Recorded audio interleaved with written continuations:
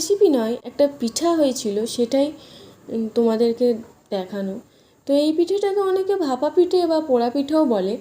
তো এই পিঠেটা কী করে করে দেখো।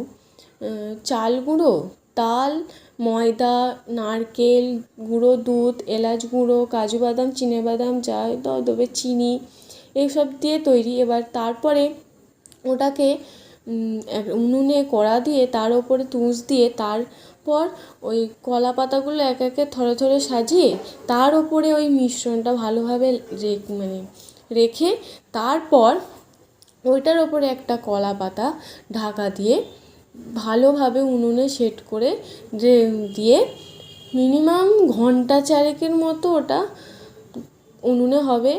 ওর ওপরে কিছু আগুনও তুলে দেওয়া হয়েছে যাতে পোড়া পিঠেটা হয়। তো এটা পিস করা হচ্ছে।